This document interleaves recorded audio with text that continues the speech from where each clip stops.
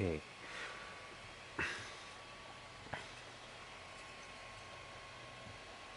We got the two Peltiers attached to heat pipes. The heat pipes were surprisingly easy to bend. At first I thought I'd need tools to bend them, but apparently you could just bend them with your fingers. So managed to do that, and excuse the mess that the thermal adhesive is on the sheets, but we used... Why is the box not here? Oh, there it is. We used Arctic thermal compound in between the layers, and yes, it did. Okay, in between the layers, and also in between the sheet and the Peltier, and then we used clamps to hold them together, and then while doing so added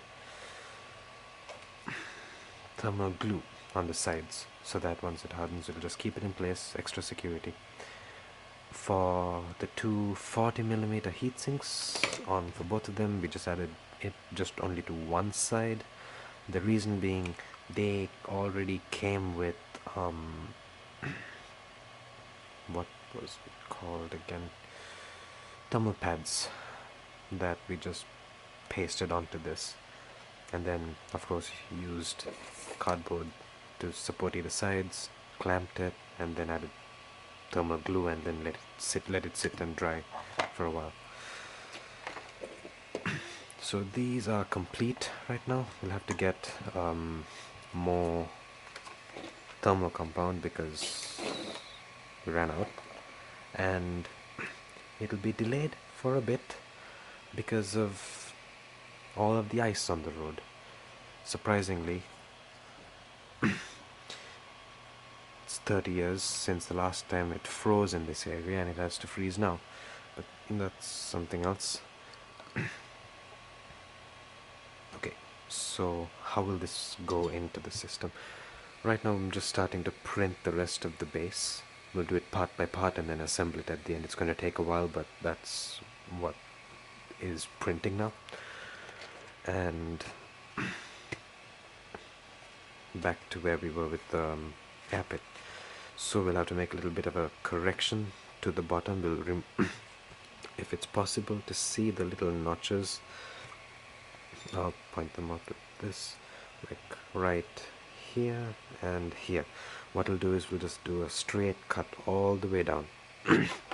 That way we'll have space to fit heat sinks and copper sheet with the heat pipes as well, because originally we didn't plan to use heat pipes, which was silly because there's no way that we were going to get a single sheet of copper to conduct heat fast enough.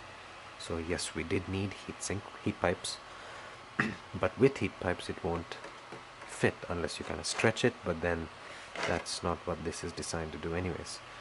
So what we'll do is we'll cut the hole down there, and then probably use the sheet that we cut if it's still in one piece, or print another and kind of cover that section, but that's okay. But yeah, so what will happen is I'll have to stretch it on this side, but it won't be. It goes down this way, and then the other one we'll cut a hole on this side too, and then send it through there.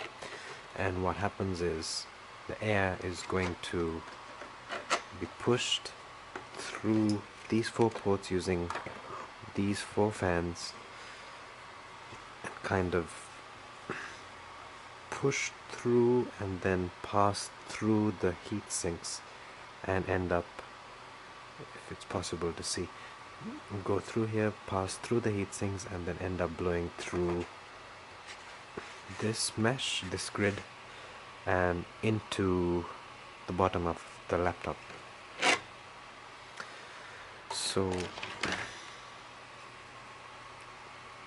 if we were to assume this be the shape of the base, this would be somewhere in the middle like this, inside where the air pit would be.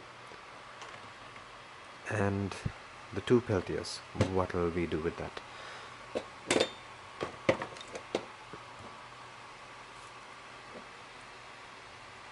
The left one in here, and then this would be for the right Peltier. And while it's in there, we'll have this sheet. Yes, it's not cut because it's freezing outside, and I am not going to start dremeling this sheet indoors if I know what's good for me. But yeah, so this would be cut like this, and the top surface of this side would be on the sheet, and then we'd be using again thermal compound, thermal glue to keep that in place. And these 50mm heat sinks would be on here. So if I were to just kind of show it this way, this is what it would be, except this would kind of turn inwards because it's going to be cut over here, turn inwards and position itself there, and something like this with the sheet in between, and that would be, oops, that like that would go in here. And so when we have the 2 heat sinks inside, they'll be facing the 2 openings here, which will have these 2 fans blowing into, and the exact same thing is going to be happening to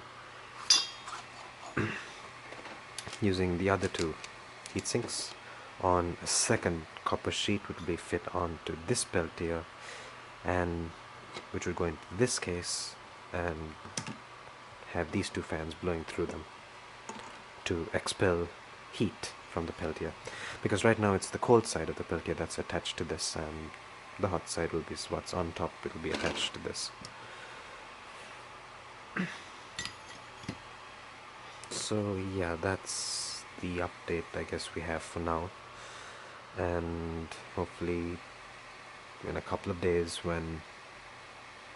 before that, because that all of those parts are going to take a couple of days to finish, so before that is all done, and hopefully once it starts getting a little warmer outside and there's no ice, I'll take the rest of the copper sheets out there and start cutting them up and place an order for more thermal glue and thermal compound so we can finish up the rest of this.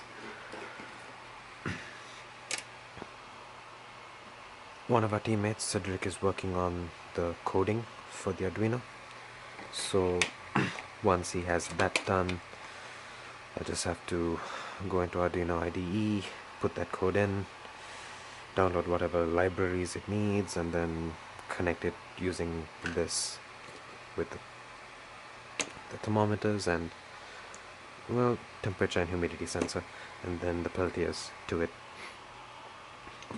And then we can probably actually start testing that. I would say that would take a week more, probably, just to get the parts, cut everything up, put everything together. A week to a week and a half, 2 weeks at most. Probably by 2 weeks we'll have all of this printed too. 3D printers are good but slow, but yeah, that's okay. 2 weeks, probably 2 weeks time we'll have everything done. And yep, that's it for now. Let's see what we have left. Hopefully by the next video we'll have everything else cut up and at least the thermal system ready to test. Well, see ya.